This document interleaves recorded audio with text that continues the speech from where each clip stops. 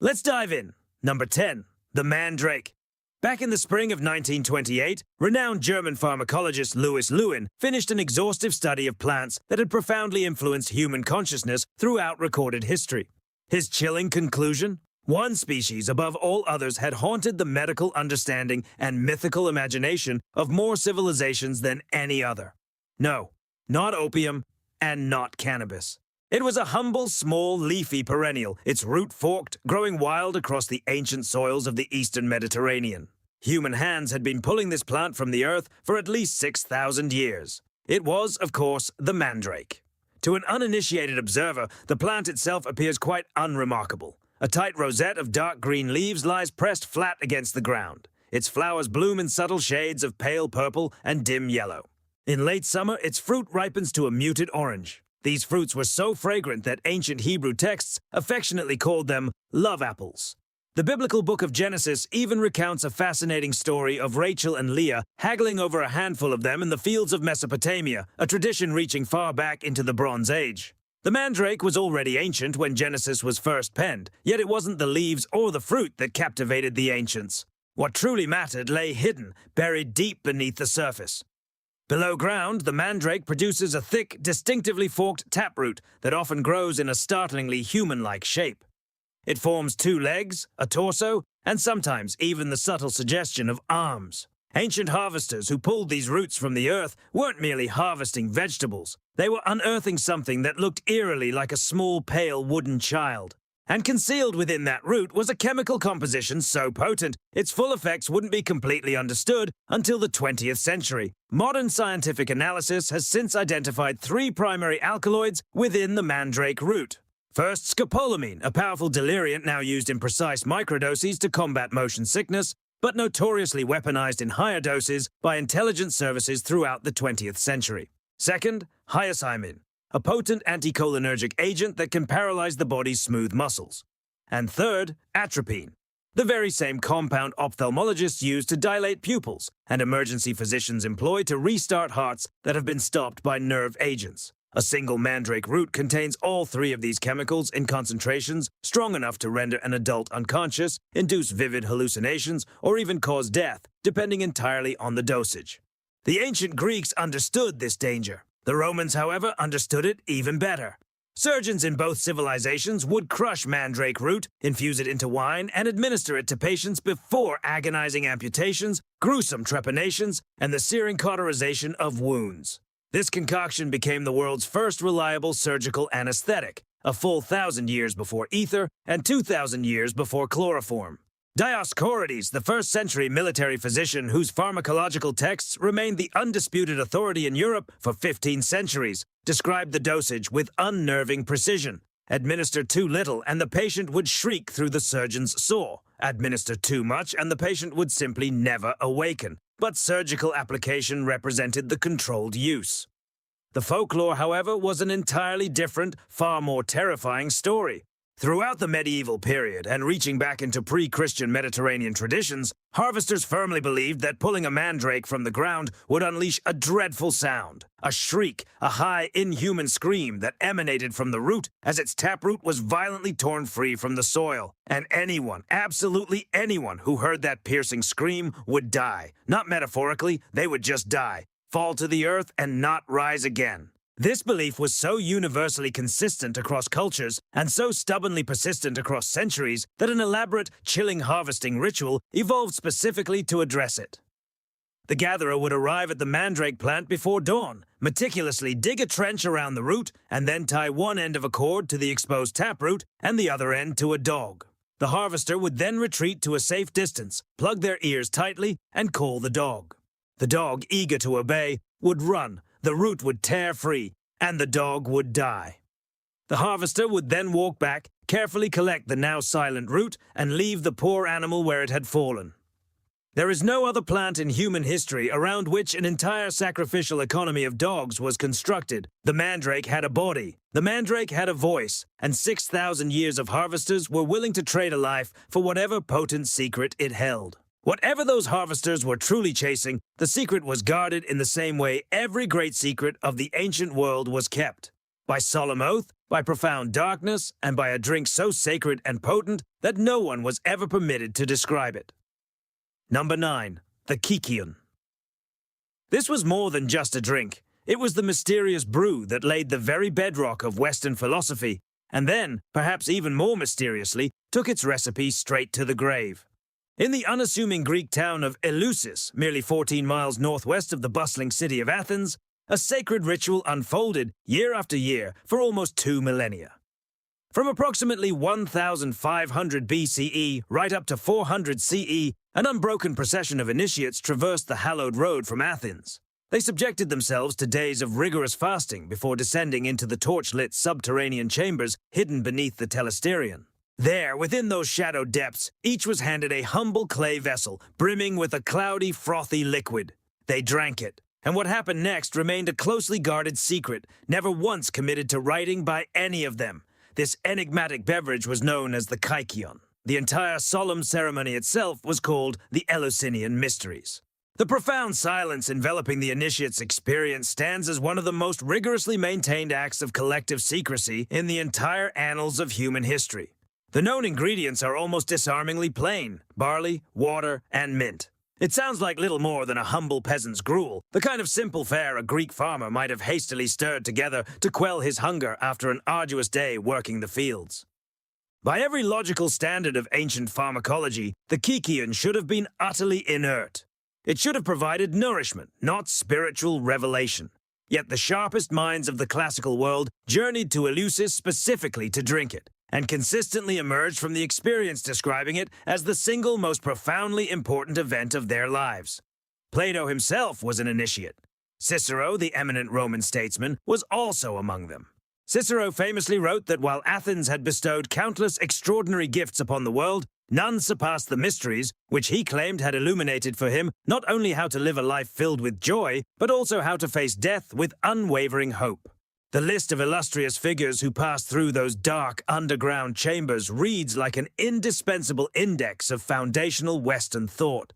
Aeschylus, Pindar, Sophocles, the Emperor Marcus Aurelius, and the celebrated philosopher Plutarch. And not a single one, across 2,000 years of continuous ritual, ever betrayed the sacred oath of secrecy. The penalty for doing so was death. This innocent barley is precisely where our modern attempts at reconstruction begin to unravel into something far more unsettling. In 1978, the brilliant chemist Albert Hofmann, the very man who had synthesized LSD 4 decades prior, co-authored a groundbreaking book.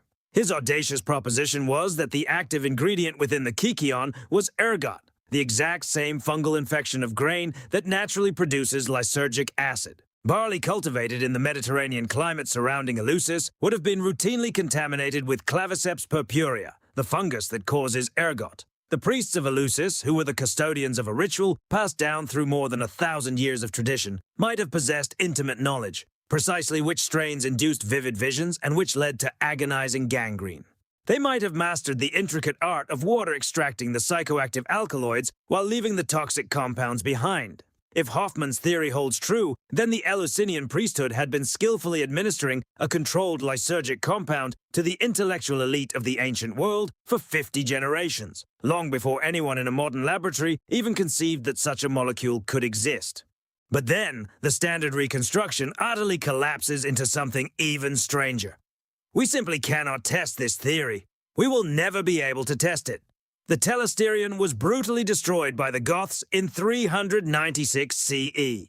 The ancient priesthood itself was dissolved by Christian decree. The precise recipe, the delicate dosing, the meticulous preparation protocols, the specific cultivars of barley used, the exact timing of the harvest, the ideal temperature of the water, every single variable that might have made the Kykeon what it was, meticulously vanished with the very last initiate who carried that sacred oath to their grave.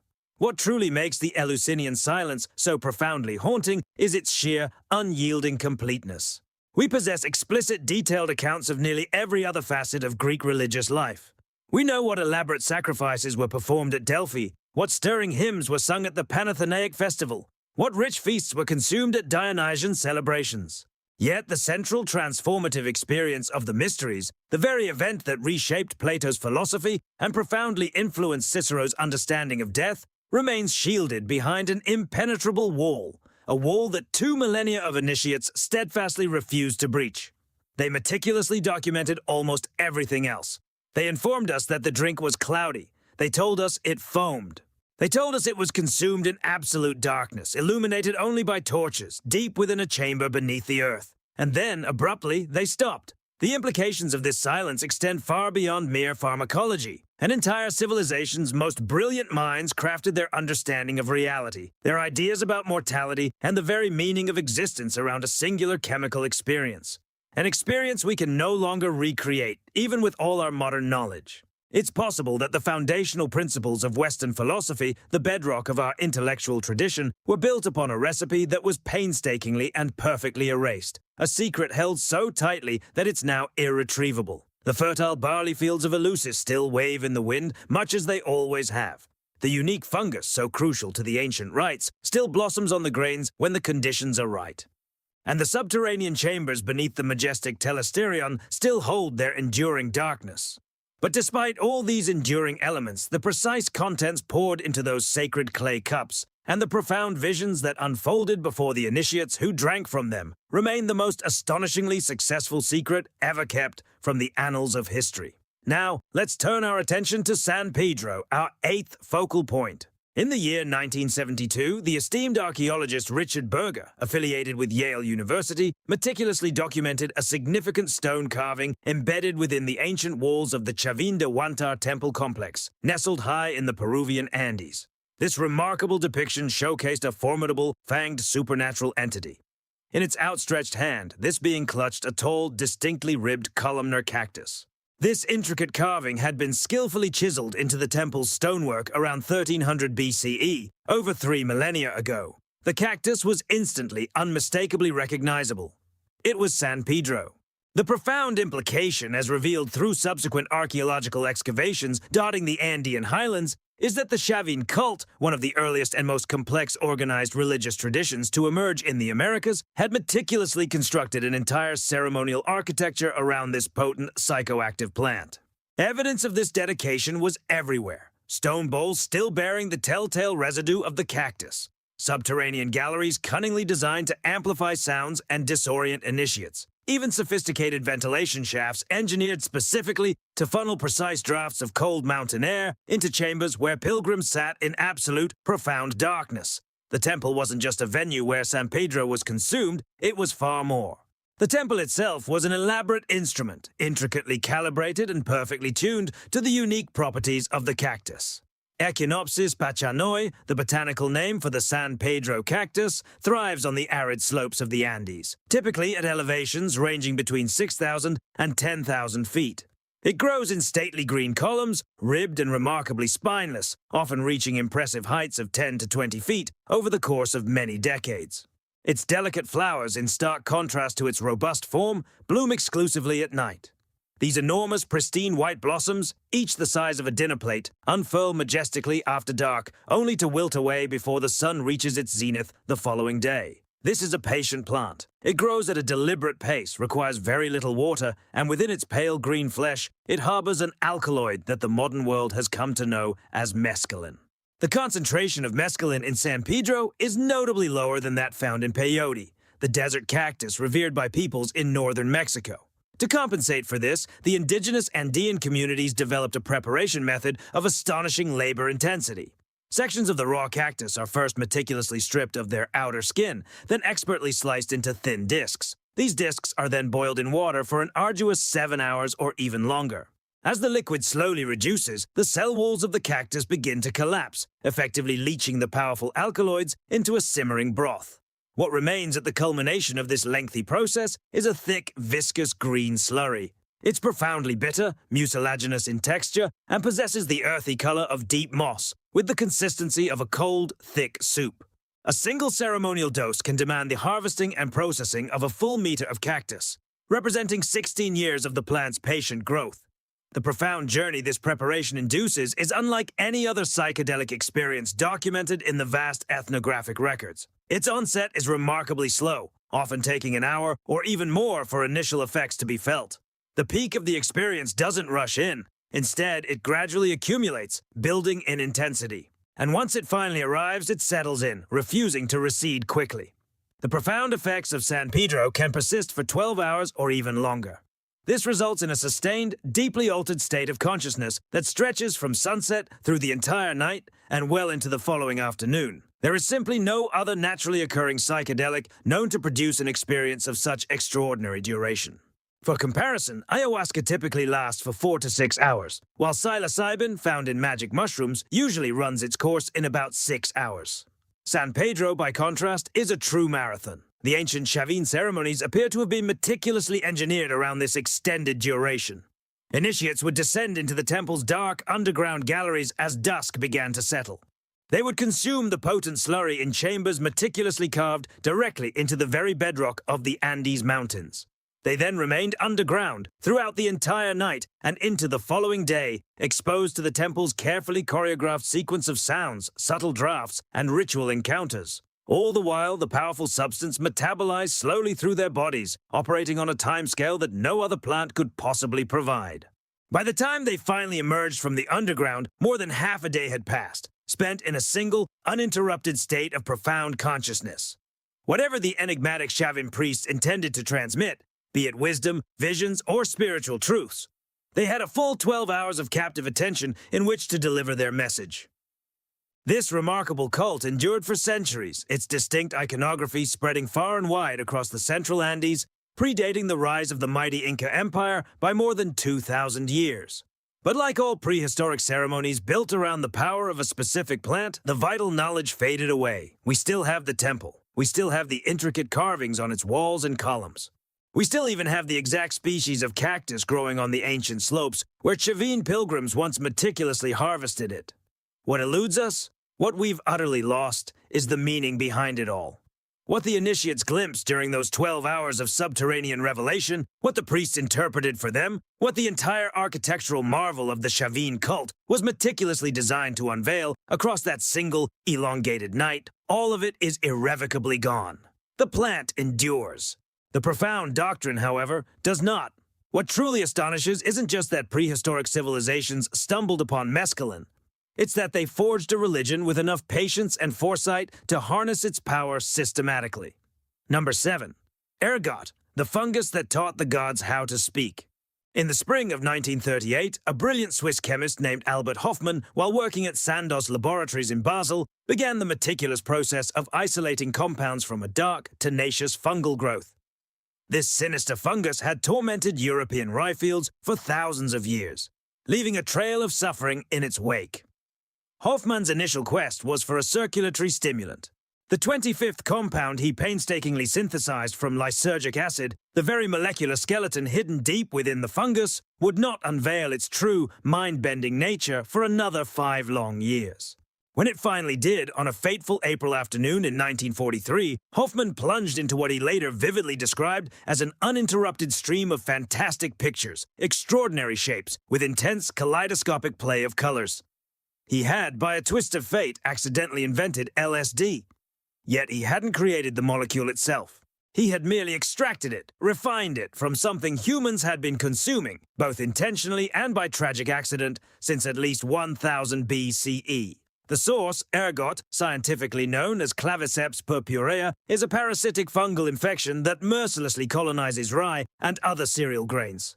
It replaces the healthy, life-giving kernels with grotesque, dark, purple-black curved spurs, which protrude from the seed head like tiny, decaying horns.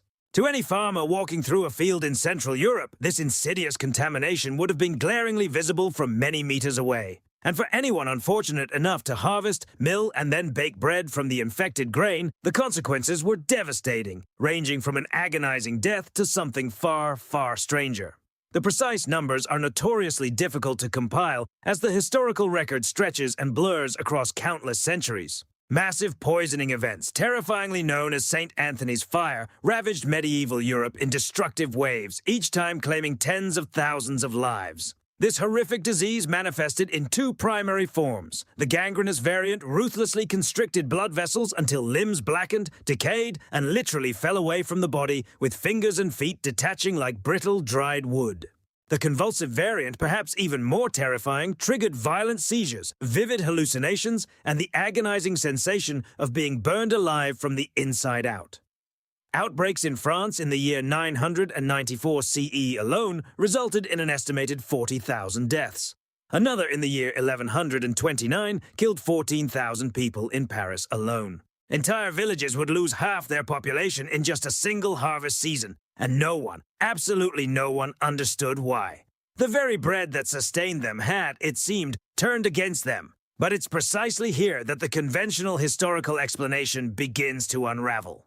In 1978, the eminent classical scholar Karl Ruck from Boston University, collaborating directly with Albert Hofmann himself and the visionary ethnobotanist Gordon Wasson, put forth a hypothesis that fundamentally reshaped our understanding of the very intellectual foundations of Western civilization.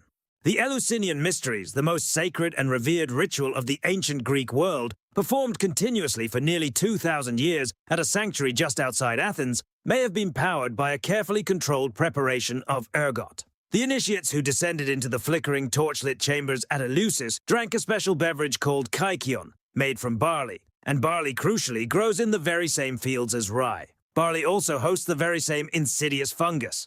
The implications of this theory are absolutely staggering, echoing through the corridors of history. Plato himself was an initiate. Aristotle was an initiate. The renowned poet Pindar, the tragedian Sophocles, the orator Cicero, and even the emperor Marcus Aurelius, the roster of ancient minds who passed through the Eleusinian chambers, reads like the foundational curriculum of Western thought itself.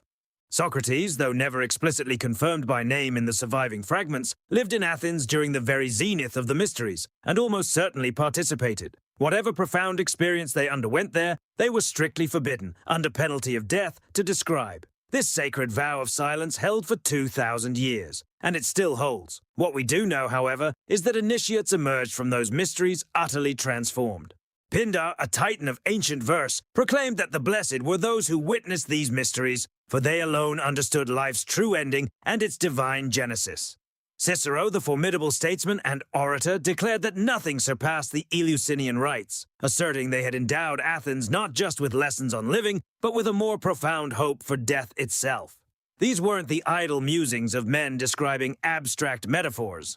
These were eyewitness accounts of something profoundly real. The secret to this transformation is biochemically plausible. Ergot, that formidable fungus, contains more than just the toxic alkaloids responsible for St. Anthony's fire. It also harbors water-soluble compounds, chief among them lysergic acid amide.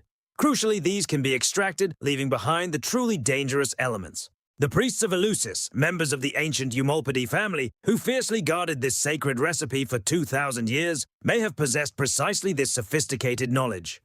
Imagine a pharmacological technique refined enough to separate profound vision from certain death, meticulously preserved through generations of ritual secrecy, only to be lost forever when Christian forces razed the sanctuary in the year 392 CE. Yet, even today, the dark spurs of ergot still sprout on rye stalks across Europe every spring. The very molecule that Albert Hofmann extracted from them in 1938 is the same molecule that may have subtly shaped the intellect of every philosopher who laid the foundational stones of the rational West. The fungus itself never changed. What shifted was our limited understanding of its effects, how long it had been influencing us, and precisely whom it had touched.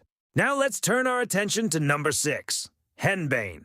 Deep beneath the cold, unforgiving turf of eastern Scotland, nestled within Bronze Age burial cists dating back to approximately 2000 BCE, archaeologists have unearthed something truly anomalous, something that simply shouldn't have been interred with the dead.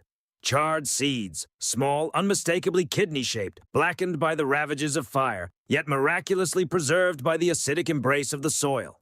These seeds belong to Hyoscyamus niger, Henbane. 4,000 years ago, someone deemed this plant significant enough to accompany human remains into the grave. The chilling reason for this interment becomes starkly clear the moment you comprehend what this plant actually contains. Henbane harbors two of the most perilous alkaloids known to the botanical world, scopolamine and hyoscyamine. These are not the gentle euphorias promised by the lotus or the cactus. These are full-blown deliriants. There's a crucial clinical distinction here, one that truly matters. A psychedelic merely distorts perception. A deliriant, however, utterly abolishes it.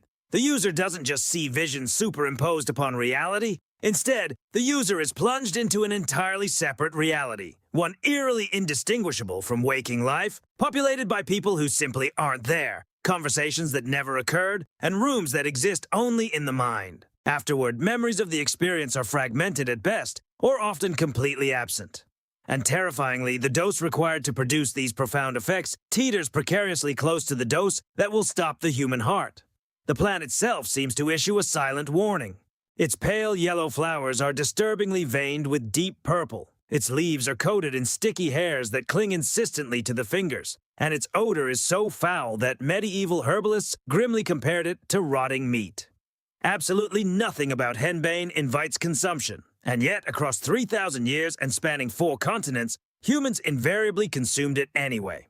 The Vikings, for instance, carried henbane seeds in burial pouches, meticulously recovered from graves scattered across Scandinavia.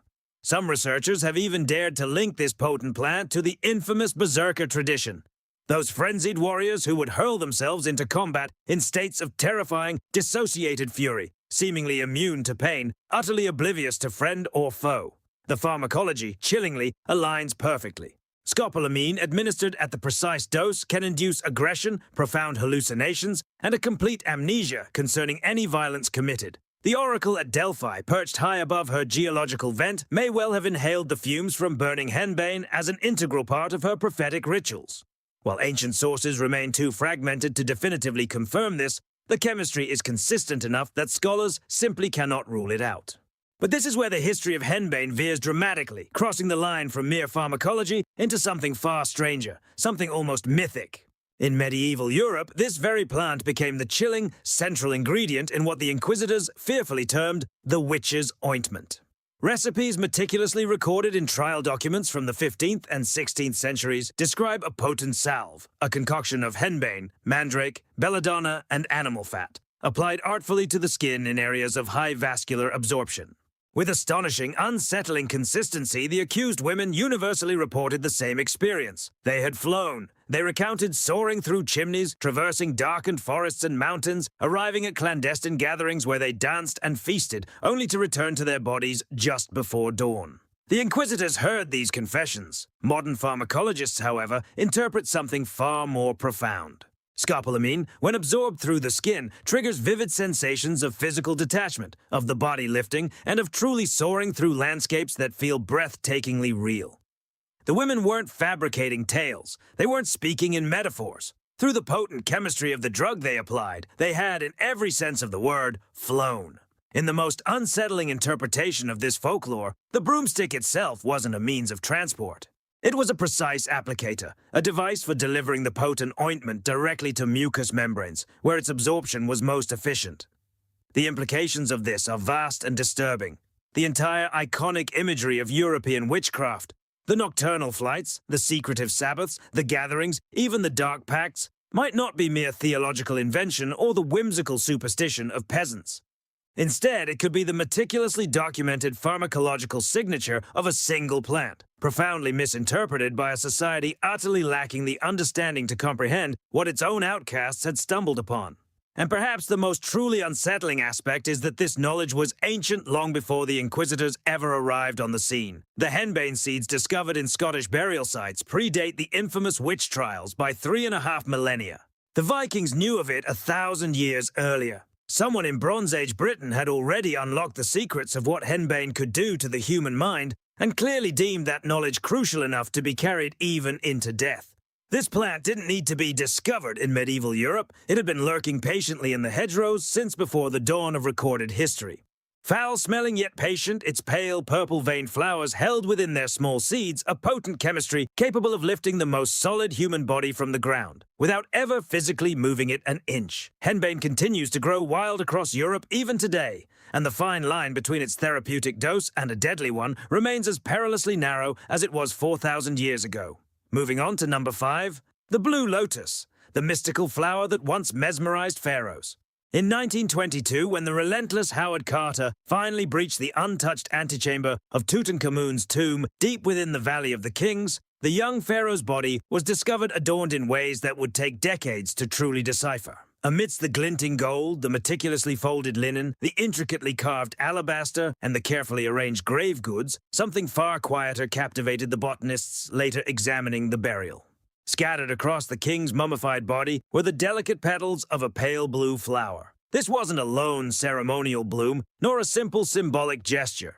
These were petals intentionally strewn across the corpse of one of the most powerful rulers of the ancient world. The flower in question was Nymphea caerulea, the revered Egyptian blue lotus. It had been vividly depicted in Egyptian tomb paintings for at least 1,000 years, even before Tutankhamun's death. Murals dating back to 1400 BCE vividly portray lavish banquets where guests hold the blue lotus to their faces, inhaling its subtle fragrance. Priests humbly offer the flower to their deities. Women gently press the petals against their lips. This exact image repeats tirelessly across temples, tombs, and household frescoes, generation after generation. It became a floral motif so utterly persistent that early Egyptologists simply, and erroneously, dismissed it as purely decorative. A pretty flower, they thought, a national symbol, nothing more. However, the chemistry tells a vastly different story. The blue lotus contains two distinct psychoactive alkaloids, apomorphine and nuciferine. Apomorphine is a powerful dopamine agonist, a compound that modern medicine now employs in controlled doses to treat conditions like Parkinson's disease and even erectile dysfunction. Nuciferine, on the other hand, acts as a mild sedative with surprising antipsychotic properties, capable of inducing states of profound euphoria, vivid dreamlike experiences, and a gentle blurring of the boundary between waking and sleep. Together, these compounds orchestrate a subtle yet unmistakable alteration of consciousness. This wasn't the violent, terrifying delirium induced by Henbane, nor was it the screaming, dissociative terror of Mandrake. Instead, it delivered a warm, profoundly sedative euphoria, delicately laced with a mild, visual softening of the world. The ancient Egyptians understood this. They knew it intimately. The flower was never eaten raw, it was soaked. More precisely, it was carefully steeped in wine. With hours or even days, the fat-soluble and alcohol-soluble alkaloids slowly leached into the liquid, creating a potent ceremonial drink. This fortified wine was reserved for pharaohs, priests, and the highest echelons of ancient Egyptian religious life. The wine of the blue lotus vividly appears in royal banquet scenes, inscribed within funerary texts and woven into the very iconography of rebirth itself. When Egyptian artists sought to portray the essence of transcendence, they painted the blue lotus. When their goal was to depict resurrection, the blue lotus bloomed on their canvases. And when they wished to capture the precise moment, a soul transition from the world of the living into the mystical realm of Osiris, they depicted the blue lotus opening at dawn upon the life-giving waters of the Nile. This visual is undeniably powerful and worth holding on to. Slender, pale blue petals, radiating outward from a luminous golden core. The flower drifts gracefully on the surface of the Nile at sunrise, unfolding completely in the daylight, only to close and vanish beneath the water's surface as dusk descends. It disappears into the river's depths each night, then miraculously reappears with the arrival of each new morning. To an Egyptian mind already profoundly steeped in a theology centered on solar death and resurrection, the blue lotus was far more than a mere metaphor. It was the crucial, undeniable mechanism of rebirth itself. The flower also emerges in contexts that modern academics have only recently, and often more cautiously, begun to acknowledge. Erotic artistry from the New Kingdom era shows the blue lotus alongside striking scenes of seduction, fertility, and consummation. This wasn't merely a religious artifact. The flower was utilized in solemn temple ceremonies and within intimate private chambers, during grand temple processions, and in the bedrooms of the elite. The dopaminergic properties of apomorphine, the very same mechanism modern pharmacology leverages today for treating sexual dysfunction, were being skillfully harnessed 3.5 millennia ago by a civilization that held no abstract concept of dopamine. Yet, through countless millennia of meticulous observation, they had mapped out the flower's profound effects. And then there is the poignant story of Tutankhamun, the boy king, who met his untimely end at just 19. His body was carefully prepared for an eternity he was explicitly promised would begin the instant those delicate petals touched his skin. Whoever meticulously arranged those flowers across his corpse held an unwavering belief that the blue lotus would transport him somewhere significant.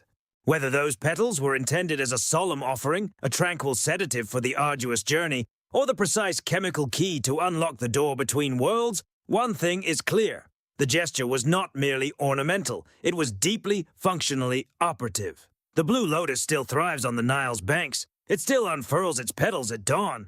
The pharaohs who once sipped its potent wine have long since turned to dust, and the exact recipe for their sacred vintage was tragically never committed to writing. Number 4. Yopo snuff. In 1972, archaeologists digging within the arid rock shelters of the Puna de Atacama in northwestern Argentina unearthed something that startlingly pushed back the known timeline of human psychoactive use far deeper than anyone had ever anticipated. Buried within the ancient sediment, they discovered snuff pipes meticulously carved from bone. Their interiors still bore the distinct stains of residue. Subsequent analysis precisely dated these artifacts to approximately 2100 BCE. Astonishingly, these pipes were over 4,000 years old. They had been expertly used to administer a powerful drug into the human nervous system, a substance that modern pharmacology now classifies among the most intensely violent compounds known to chemistry. This powerful drug is called Yopo. In some Amazonian traditions, it's known as Henbane. The name might vary, but the brutal mechanism of its action does not. Yopo is expertly prepared from the seeds of Anadenanthera, a genus of leguminous trees native to South America. The seeds are first roasted until they char to a deep black, then meticulously ground against stone and finally mixed with an alkaline ash. This ash is crucial. It expertly activates the potent compounds hidden within. The resulting powder is a greenish-brown, as fine as flour, and carries a faintly bitter aroma. These seeds contain bufotenin. They also contain DMT. Both of these compounds belong to the tryptamine family, and both are capable of producing profound dissociation from ordinary consciousness once they successfully cross the blood-brain barrier. Crucially, both are completely inert if ever swallowed. The stomach acids relentlessly destroy them before they can exert any effect. The prehistoric inhabitants of South America ingeniously solved this problem in a manner that is genuinely difficult to describe without a visceral flinch. They did not simply eat the powder. They certainly didn't smoke it. Instead, they carefully loaded it into hollow bones. Sometimes these were ingeniously paired tubes shaped like a Y, with one end forked to fit precisely into the nostrils of the recipient, and the other end then placed firmly against the lips of a second person. With a forceful breath, that second individual would then launch the powder with enough pressure to propel it beyond the nasal cavity, depositing it directly onto the delicate mucous membranes lining the upper airway. From this vantage, the potent compound surged into the bloodstream within mere seconds. This was no gentle delivery. It was never intended to be. The sheer force of the administration formed an intrinsic part of the ritual itself. The onset was almost instantaneous. Within moments, the recipient's face flushed crimson, tears streamed freely from their eyes. A deluge of mucus poured from their nose. The body reacted to this chemical onslaught long before the mind could even begin to process what was happening.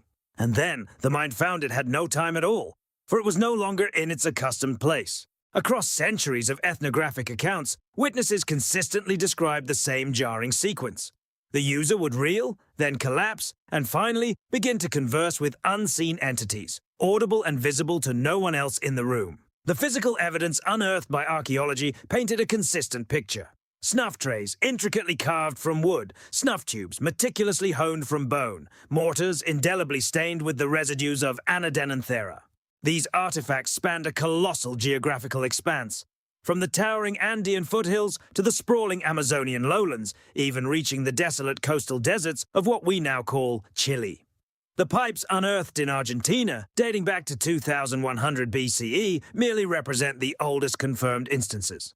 The practice itself almost certainly reaches further back in time, deeper than the artifacts that have managed to survive. This represented 2,500 years of continuous use, and possibly even more. A potent drug delivered through bone directly into the skull by the very breath of another human being. What truly sets Yopo apart, making it particularly unsettling, isn't just its chemistry, though its chemical impact is undoubtedly severe. It's the intricate social architecture that this chemistry demanded. This isn't a substance one could ever take alone. It simply cannot be effectively self-administered.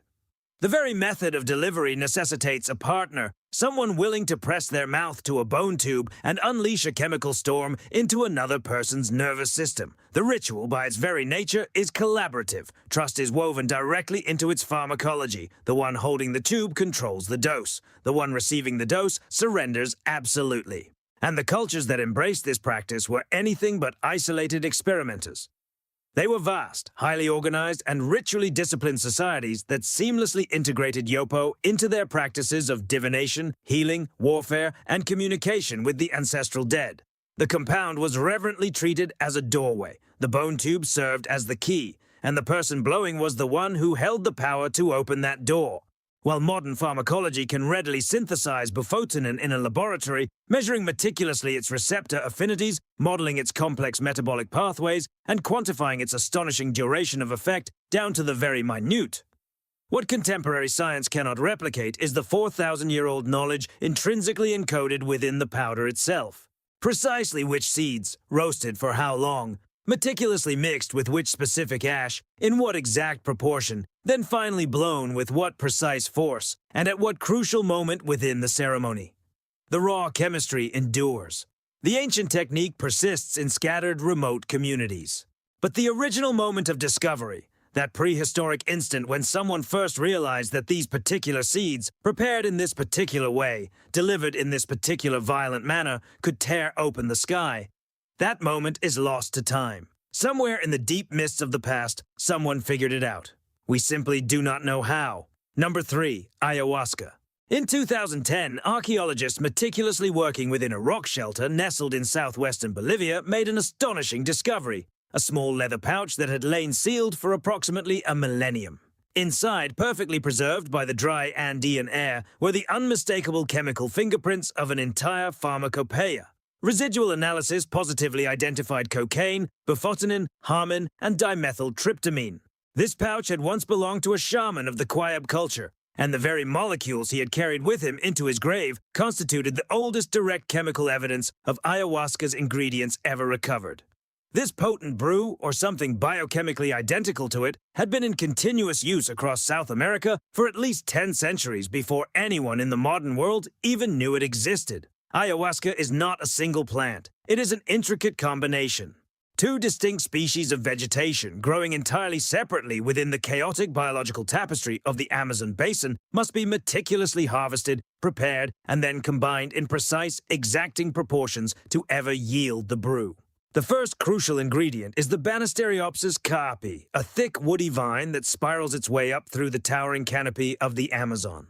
The second is a leaf, most commonly Psychotria viridis, which harbors dimethyltryptamine, or DMT, a potent psychoactive compound incredibly well known to modern chemistry. Yet neither plant taken alone will produce the profound effect. The vine by itself, when consumed orally, offers no psychedelic experience, and the leaves, if swallowed alone, are completely inert.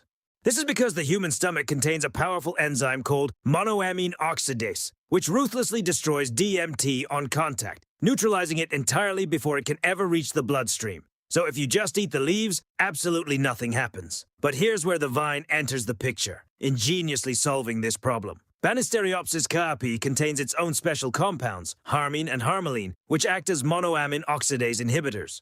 These compounds specifically suppress the very enzyme that would otherwise render the DMT in the leaves useless. Combine these 2 distinct plants, boil them together for many hours, and you unlock a bitter, muddy brown liquid that, for the very first time, delivers orally active DMT directly into the human nervous system. Think of it this way.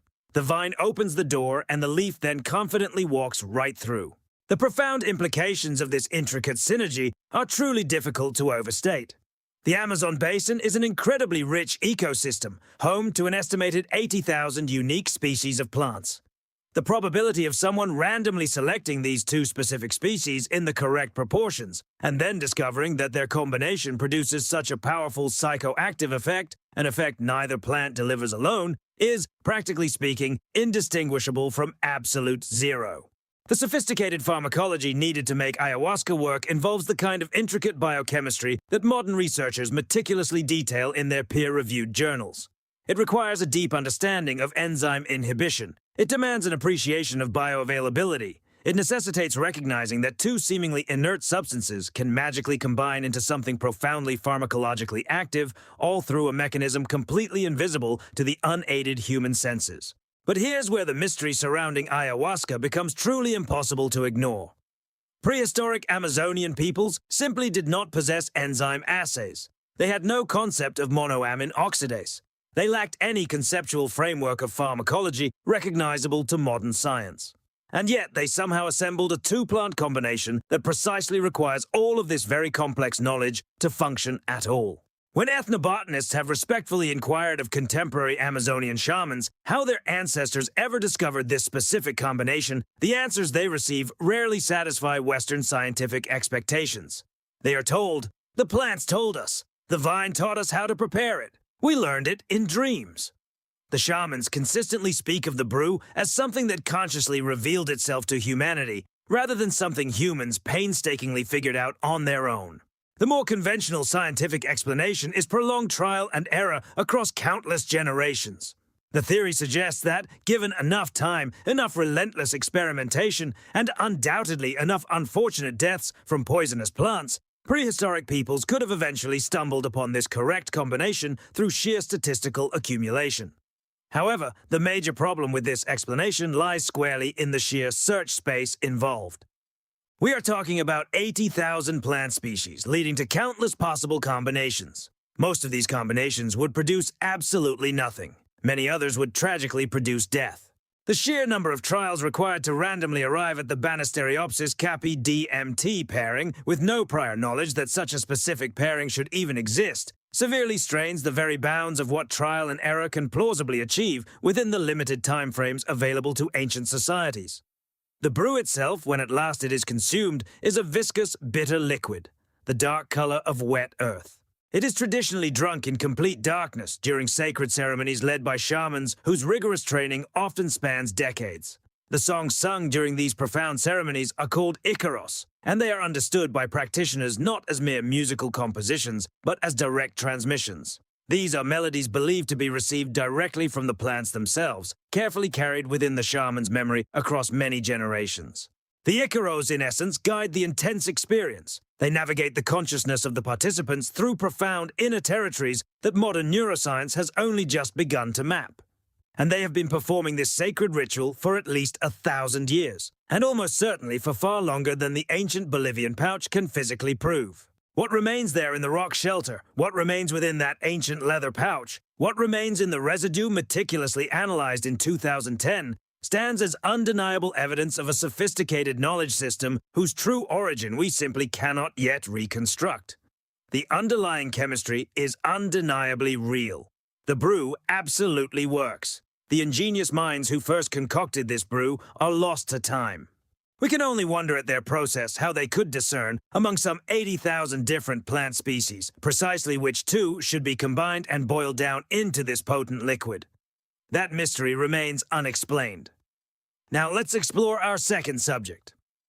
Amanita muscaria, the incredible mushroom that just might be responsible for Christmas as we know it. Imagine the deep frozen forests of Siberia, where winter's darkness suffocates the land for months on end, and temperatures plummet to lethal extremes, claiming the lives of the unprepared in mere hours. Yet, within these unforgiving landscapes, indigenous peoples have, for at least 4,000 years, been deliberately consuming a particular mushroom. From the Koryak to the Chukchi, the Evenki, and the Sami people across the entire Arctic Circle, this practice endures, morphing with variations that hint at a tradition far older than any written record can attest. This mushroom is impossible to mistake. It flaunts a brilliant, striking red cap spanning 5 to 8 inches across, adorned with distinctive white, wart-like flakes. It thrusts itself up from the mossy earth beneath the protective canopy of birch and pine trees. Every child raised in the Western world instantly recognizes it. It is the iconic mushroom of fairy tales, the whimsical toadstool gracing the pages of countless illustrated children's books. This is Amanita muscaria, and for the vast majority of human history, it was revered as truly sacred. Its chemistry stands apart from everything else on this list. Amanita muscaria contains no psilocybin. You won't find DMT, mescaline, or any of the compounds that modern pharmacology typically associates with psychedelic experiences. Instead, its active agents are muscimol and ibotenic acid. These are neurotoxins that interact with GABA receptors, completely bypassing the serotonin pathways. The effects are not the kaleidoscopic visual fireworks of psilocybin, nor the otherworldly entity-laden tunnel vision of DMT. No, this experience is something far stranger. Users often report profoundly altered perceptions of size and scale, where everyday objects either swell to monstrous proportions or shrink to pinprick insignificance. There's the unsettling sensation of flight, a profound dissociation from the physical body, and vivid waking dreams that bleed seamlessly into the reality of the room around them. This mushroom does not usher you into another world. It ruthlessly dismantles the very one you stand in. But here's where the practice takes a genuinely disturbing turn. Ibotenic acid is a known toxin. If consumed directly, the mushroom induces severe nausea, profuse sweating, violent convulsions, and in high enough doses, it can be fatal. Yet the Siberian shamans knew this intimately. They also grasped a crucial piece of knowledge that modern pharmacology wouldn't formally describe until the 20th century. The human body metabolizes ibotenic acid into muscimol, the desired compound, and then excretes most of that muscimol largely intact through urine. This meant the mushroom could, in effect, be filtered. The dangerous poison could be separated from the beneficial medicine. And the primary vehicle for that vital filtration was the reindeer. Reindeer actively seek out Amanita muscaria in the wild, often digging through thick snow to unearth it. They consume it with an almost frantic eagerness, sometimes displaying behavior ethnographers have described as distinctly intoxicated. They stagger clumsily through snowdrifts, kick at thin air, and stand motionless for extended periods, gazing blankly at the horizon. The shamans, keen observers, took note of this. They then built an entire ritual around it. They would collect the urine of reindeer that had ingested the mushroom, or in some accounts, even the urine of fellow humans who had consumed it first, and then they would drink it. The filtration system was biological, and the chemistry was utterly perfect. The muscimol passed through the animal's kidneys, cleansed of its most toxic load, and what emerged was a refined, potent, and survivable preparation of one of Earth's most bizarre psychoactive compounds.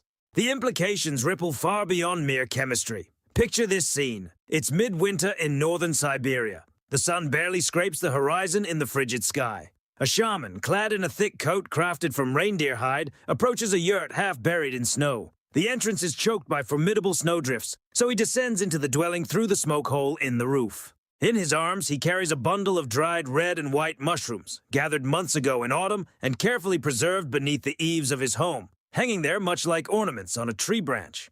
He distributes them. Outside, the reindeer paw restlessly at the snow. The shaman begins to speak of extraordinary journeys, of soaring through the skies, of crossing into the spirit world, and of returning laden with profound knowledge. Every single element of that scene, when viewed through this lens, is nothing short of a Christmas postcard come to life. The familiar red and white, the flying reindeer, that fur-clad figure slipping down a chimney because the main door is barricaded by snow, the mushrooms strung up to dry by the hearth, the very origin of ornaments adorning evergreen branches, and the gifts brought back from a supernatural journey. Every single one of these elements screams Christmas card. For decades, starting with R. Gordon Wasson in the 1960s and extending to contemporary researchers, ethnobotanists have put forth a fascinating, if unsettling, hypothesis.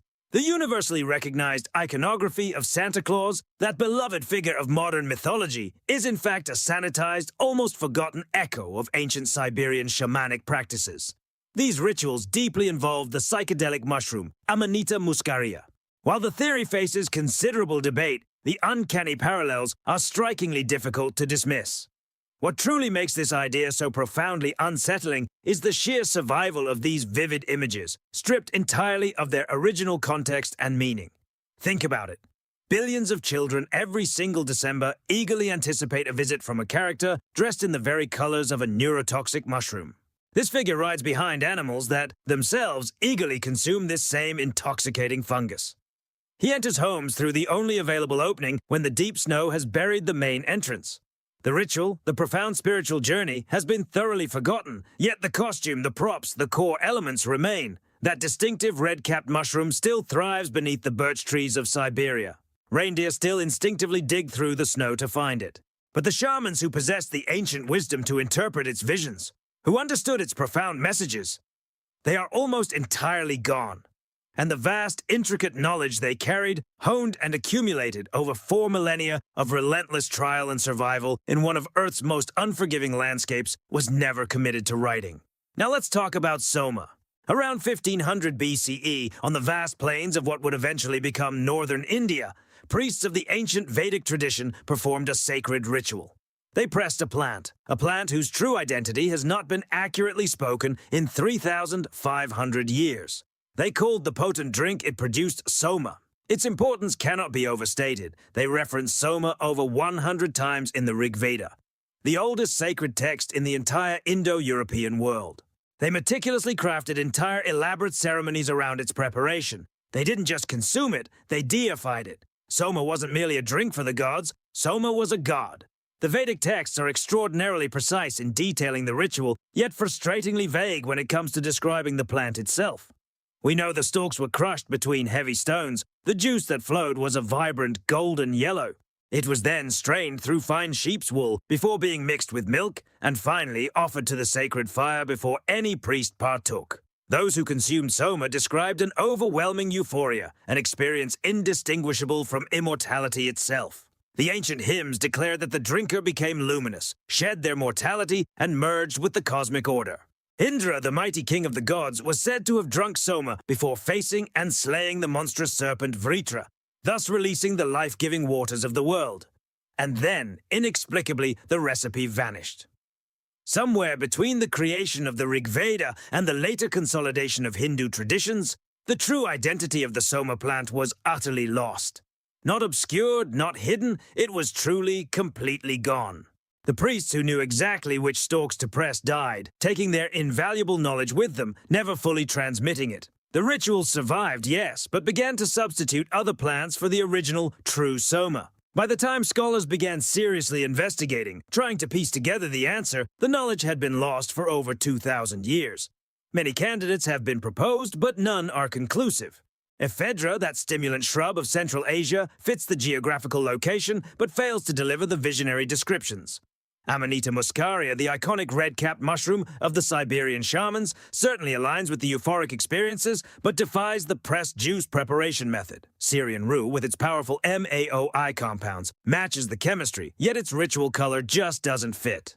Botanists have fiercely debated for over a century.